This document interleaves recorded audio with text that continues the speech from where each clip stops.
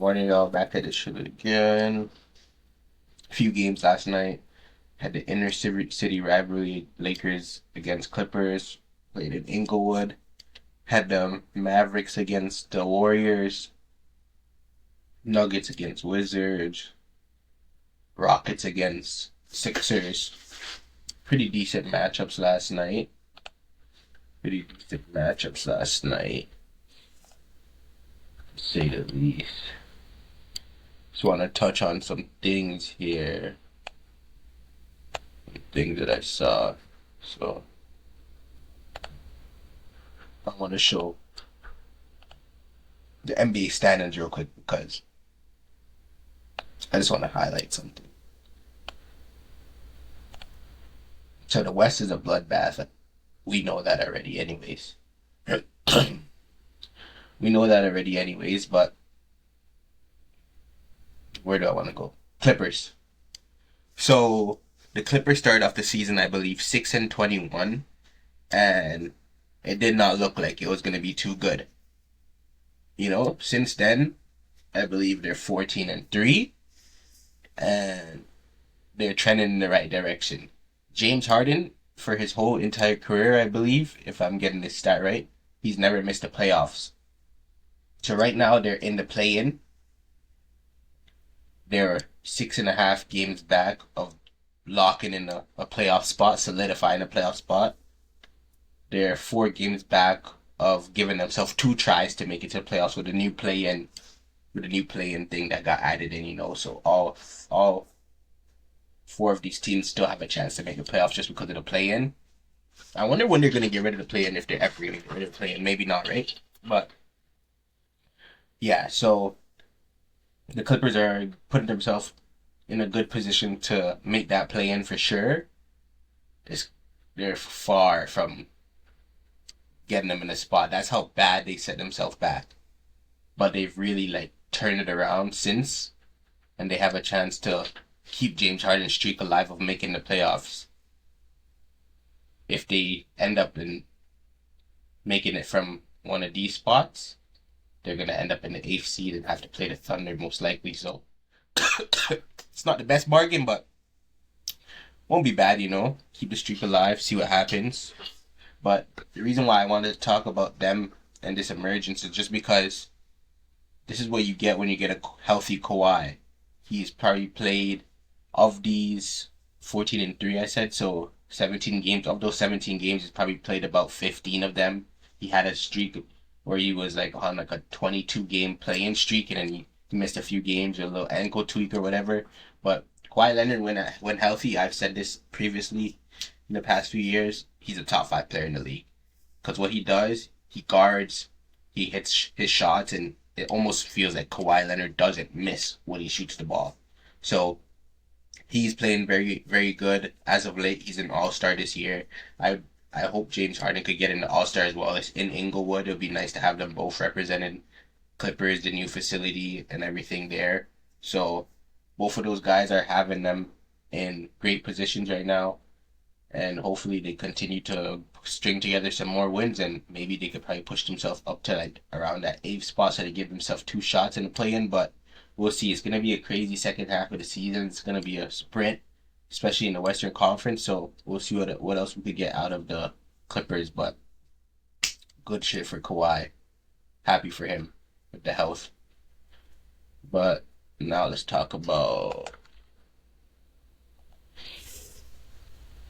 some other stuff. So the Clippers obviously took down the Lakers last night. They're up by 20. Lakers got it back in within 2. Clippers ended up closing it out. Good win. Timberwolves dropped one last night. You can't be dropping these games in this Western Conference. This Western Conference, bro, any drop game that you shouldn't be dropping is detrimental to your record, because right now it is crazy. It's a bloodbath. Warriors, Jonathan Kuminga started off the game scoring 9 points in his first 10 minutes or so, and then he ended up rolling his ankle. Hopefully he's good. If he is good, it works out best for him. Showed what he could do and doesn't have to play for these guys ever again. Get him out of there. Give him a trade. Stop holding him hostage. You guys are just trying to get way more after you guys diminish his value. That's dead wrong. Trade him. So Mavericks took care of the Warriors by 8. So Warriors on a 2-game skin now. Jimmy's down. It's not looking too good for the Warriors. They're gonna have to do something, but I spoke about them enough in the last few days. That's where I want to go. It's another guy who I want to talk about. I want to talk about the team, actually, and the guy. So, Sixers take down Houston by 6 in overtime. Embiid, 32, 15, and 10, triple-double. Embiid has been healthy for the most part this season, right?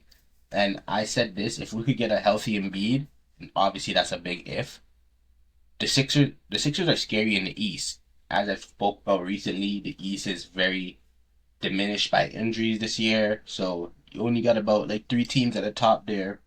And the Sixers could make a run this year. If you get Embiid in the playoffs healthy, the Sixers have enough guys where they could make a run. They have the Maxey. Maxey is tremendous. Maxey gave you 36 and 10. So he gave you a double-double as well. Embiid went triple-double on them. You got Edgecombe, great rookie. Paul George, Oubre just came back, gave you 26 points. And then you have good guys off the bench like Quentin Grimes. You had McCain, which they send him down to the G League. Barlow. You have a few guys. There's a few guys at Watford. Watford was playing tremendous before as well. So you have a few guys there that they have enough to make a run. Let me know what you guys think. Do you guys think the Sixers could make a run this year with Embiid back to decent health? A little bit stuffy, but yeah. I'm hoping to see something good out of the Sixers in the playoffs. Happy for Embiid. Rockets dropped another 36, 7 rebounds for Durant. Durant's doing a lot out there, man. To be the oldest guy out there, he's doing a lot. They're gonna have to figure out. You're gonna have to figure out something. Like, I don't know, bro. They're not the worst though. 26 and 16 is not terrible, you know what I mean? So can't be completely bad at that. Now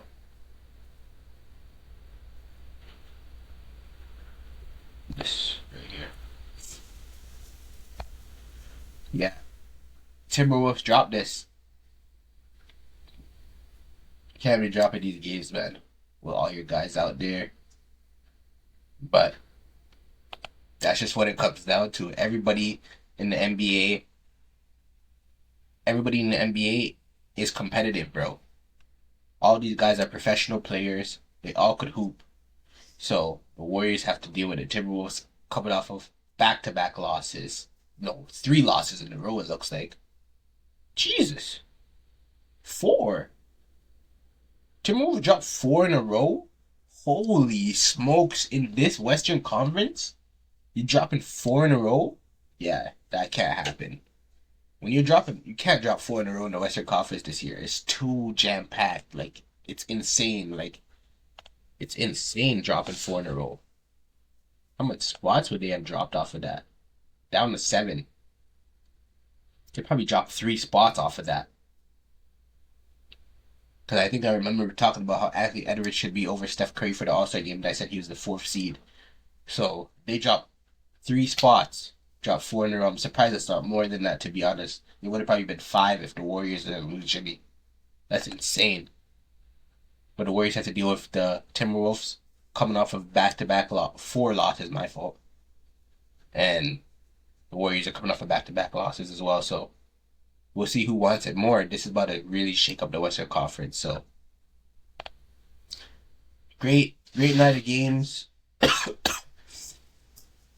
Conference is going well. I don't know why I'm still stuffy. I think I took a walk last night outside, trying to get those 10,000 steps, and shit, I might have just cooked myself because I was sick for like last week. And now I'm feeling stuffy again. I'm out here just trolling, bro, at this point. But yeah, birthday coming up. Same shit I keep saying, new PC coming soon, so we'll see, man. Great night of games.